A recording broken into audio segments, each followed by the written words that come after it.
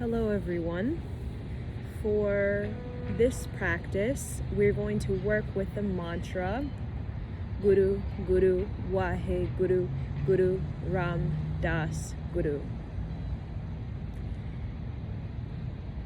Guru Ram Das is connected to the Deva realm.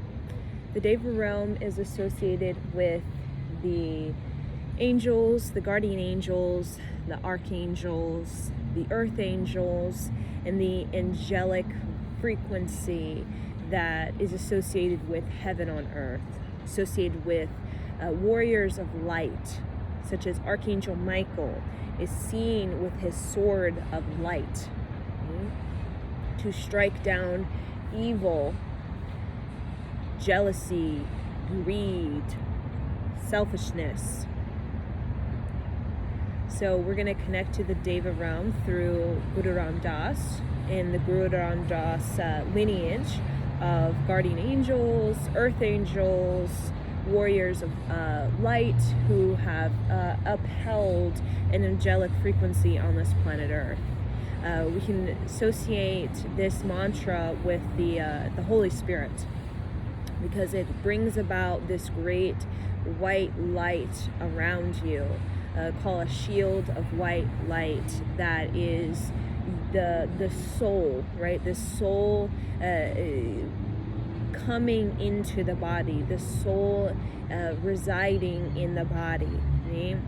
So we think that, being born on earth, that our soul is in our body, right? And that is very much so. But a lot of the programmings and the beliefs system of earth and this matrix, in many ways, rather us reject our soul, right? So if you give somebody enough judgment, enough shame, they will reject their own soul, right? Because when we come into the alignment of our own soul, as Abraham Hicks would say, right? Even Alan Watts would say, even Guru Ram Das, Yogi Bhajan would say, when we get into that alignment with our soul, we become quite miraculous, right? So everything about, alchemy, manifestation, healing, all of that is the alignment with the soul, right? Where we have this direct access to the Deva realm or the fifth dimension, right? The fifth dimension is associated with a very pure state where we have clean and clear, pure information that can be associated with the Akashic record, and we can sort of download this pure, clean, clear energy into the body. And this practice, the lineage of Guru Ram Das is very ancient, right? There's been many, we think of Guru Ram Das, many angels and many guardian angels and warriors of light. There's this infinite amount of numbers of these beings that have come to this earth throughout many very different time periods on this earth, through many different sort of civilizations of earth and many sort of phases of earth and its millions of years of human kind of interaction with this planet. So the reason we use this mantra in a sort of recitation is because it does give us a deeper connection to our own soul,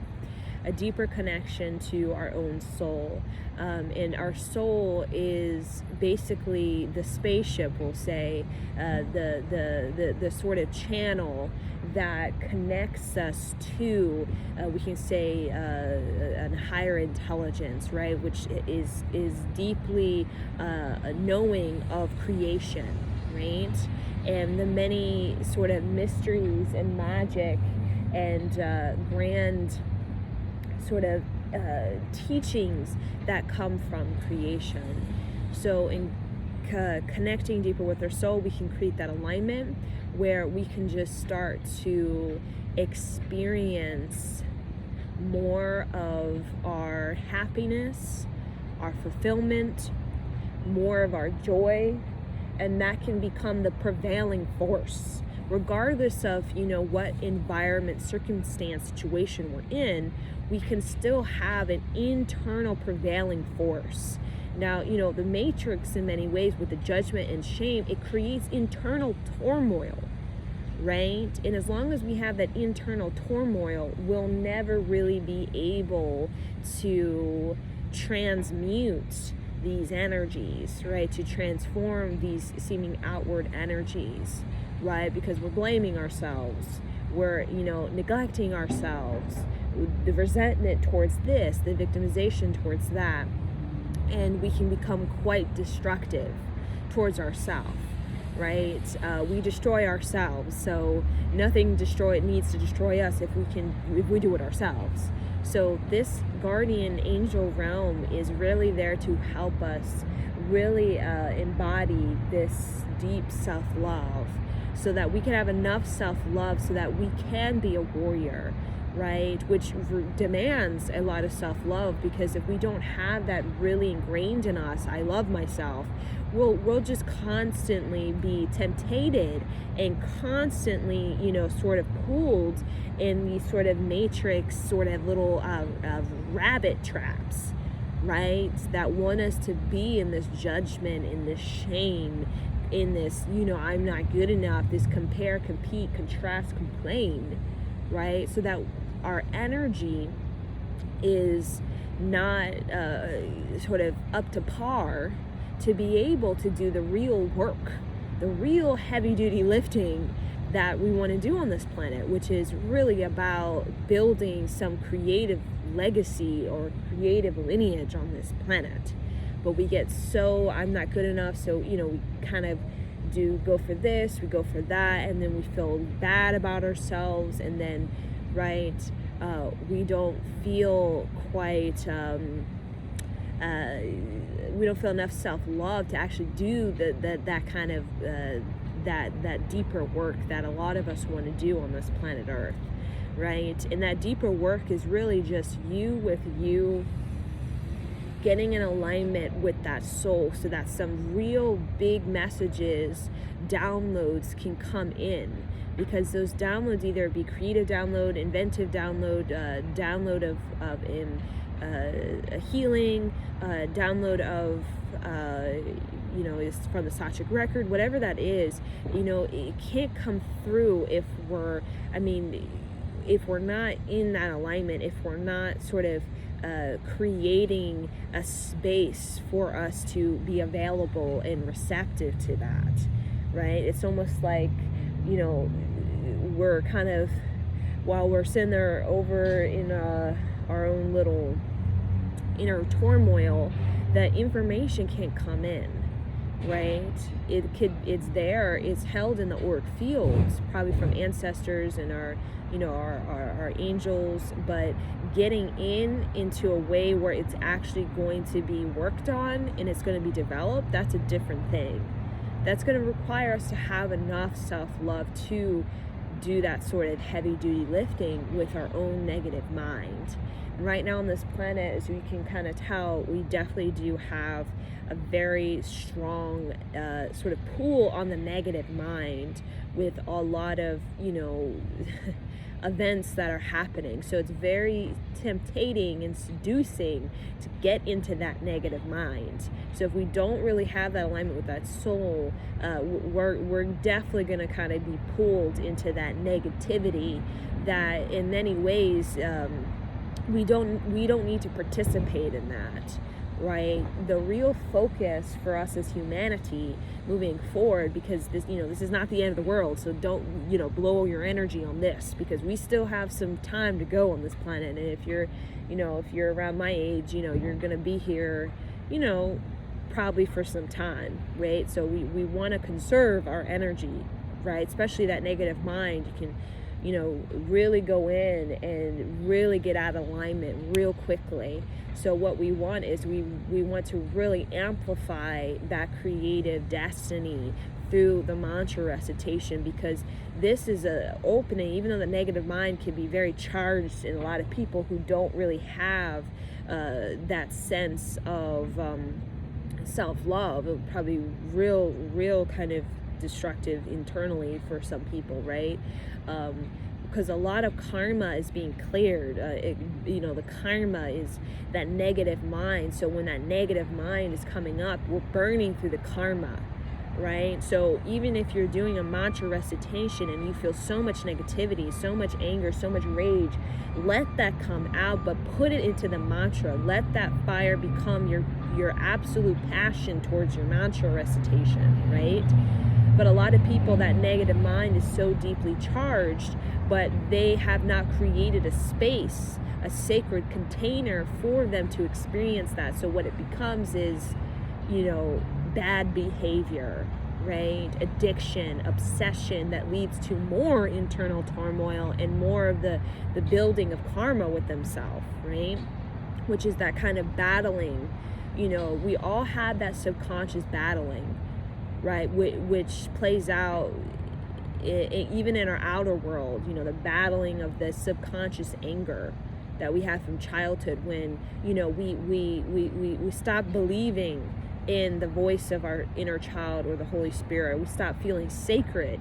We started to feel like jaded and scorned, and I'm abused, or the trauma, and we stop to sort of receive nourishment from our sacredness, right? So then we stop shining, and our magnetism, it goes down, and then we get into the negative game, and then we play that out, and then we feel bad about that. You know what I'm saying? So there's a lot of possibility to do that, which is kind of laid out for us. It's laid out like, you do this, right? But the sacred path is one where you think about like the narrow path, the wide path of I'm not good enough, and then the narrow path of the self-love, that sacredness that a lot of people took. Even when we think of Kuan Yin in a period that was very heavy on that time, and having to decide self-love when everything probably inside of this, inside of Kuan Yin was very much, I don't like what I'm seeing. This world, the negativity of it is just all too consuming. But making that choice inside of yourself brings about this sort of sacredness to your own existence. So even if you die and you're leaving the earth early, or it's your time, whatever it is, at least you're creating this container of sacredness for your soul to kind of come into this body and to provide you the downloads, the insight, the information that you need in order for you to build within your mind or within your space as much of that creative expression or that creative mindset or attitude that you could have, right? And that creative mindset, that creative attitude is all about that enthusiasm to burn through the karma, the enthusiasm to heal the lineage, to bring about empowerment to the ancestors, so that when you are going through that major sort of like subconscious clearing, you can feel a sense of fulfillment in that happening within you, because you're getting an experience of your victory. And this victory is more than just this outward victory we see on like billboards, right? There's also subtle body, radiant body sense of victory. There's a subconscious sense of victory. There's emotional sense of victory, right? So the victory of ourselves, there's many realms of that, many realms, many frequencies in which we can tap in and adjust to bring about that victory. So, the real movement forward is about collectively sort of adjusting the baseline frequency and bringing it up from this sort of survival, running around in ourselves, feeling this I'm not good enough, that kind of thing, and to raise that baseline frequency into a place where we can actually receive more of these creative ideas, and receive more of our sense of victory, right? So that we can really be an open gate, like what we call a stargate, right? We have a stargate, possibly, in us, We are a physical life force, so we do give energy, and the Stargate is basically energy, and we do have energy of the sun within ourselves.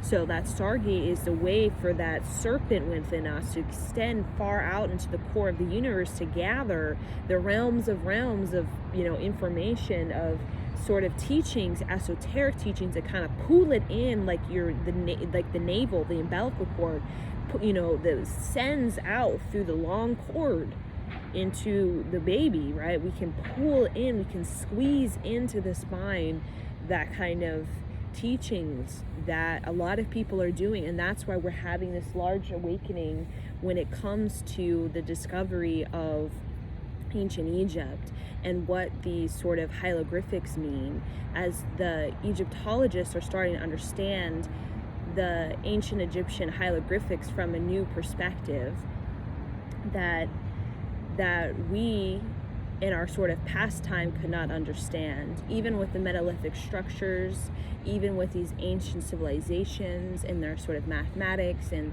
their sort of culture when it comes to their storytelling and their oral traditions, because people are becoming more vast in the way that they understand life on Earth in connection to other regions, other constellations, are able to actually have these sort of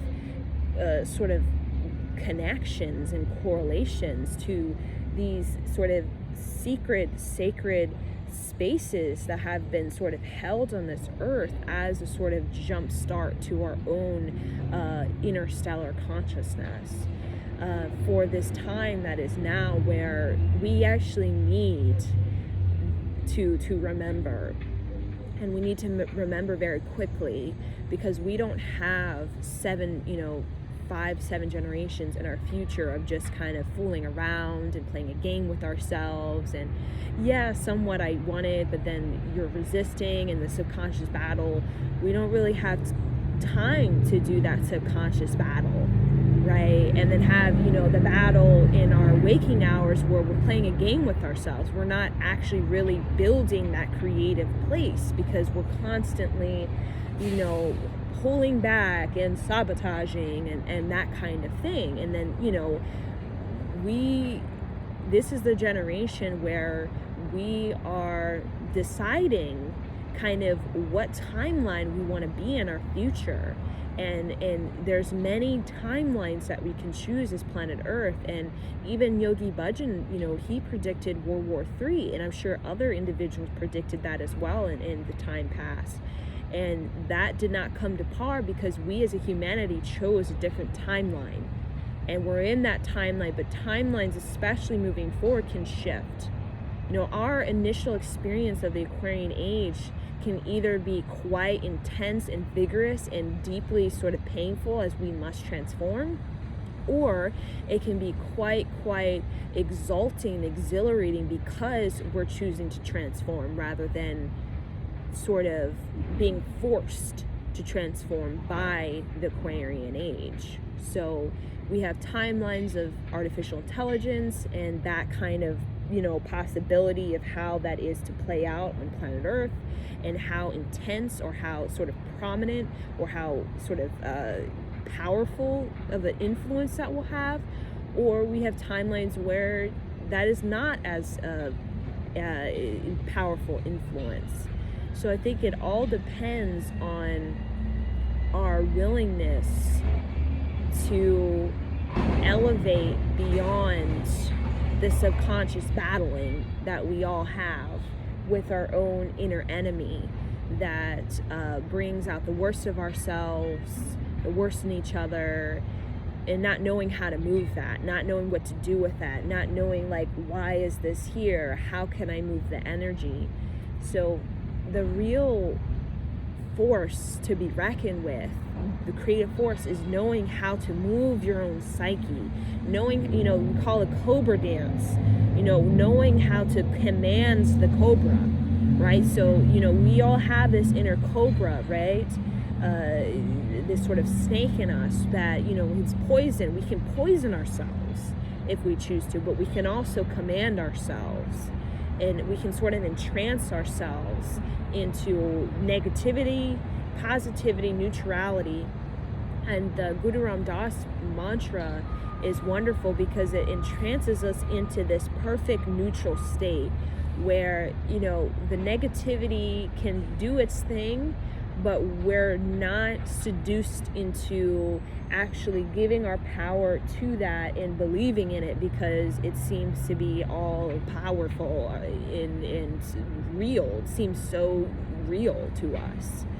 So really the mind stream of this horizontal line of earth where we're just kind of bound to earth can be so polluted in that battling and that spiritual warfare. So a lot of the Guru Ram Das mantra gets us to the Deva realm, that sort of vertical line, that star point, you know, the top of the pyramid, like the Mayan temples. Usually there's a space in the top of the pyramid where the wind kind of channels through that open space in the top of the Mayan pyramids that makes a sound like a hum because of the wind channeling into this upper region. And that hum is like, you know, the hum of the gods, or, you know, the angels. And we connect to that Deva realm so that we can really gain perspective and insight on this earth that we just can't get from just the horizontal line of earthbound reality that presents all kinds of limitations in this sort of matrix game that would love us to kind of play as a fool, or to play a game with ourselves where we're not actually really getting things done, right? Because we don't have enough insight or sense of clarity of mind to do that, because we're still kind of, you know, going around this sort of earthbound sense of self and not really understanding that these type of non-realities are not actually giving us any sense of connection or contact with our own sort of consciousness, which is to be aware, to kind of know how to move through this without kind of getting, you know, sort of more and more soaked or saturated by our confusion with it all. So this is the kind of practice of the sovereignty of the mind, which is why we call, you know, in India, it's like the Raj, you know, with the British associate, you know, the sovereignty as that Raj, you know, the high sovereignty that one can have, where, you know, you can present all these psychological whatever judgment and shame wants to destroy you, but you still have this sense of spine because of your practice, really. And in a lot of these regions, you know, on this planet had a very, very strong sense of spine or lineage of, you know, dignity, you know, that Raj throne frequency that, you know, they were only really brought down through brutal force, because you couldn't psychologically do it. You know, you couldn't sort of emotionally sort of poison. The only way was just through brutal force, right? Through actually the physical life. So, you know, a lot of us, it's more the take down through the psychological and the emotional, right? But when that can't be disturbed because of the strong sort of dignity of the spine, it becomes a game of, I have the brutality, right? And I'm going to use that. So we're going to focus on that Deva realm. So bring the hands together.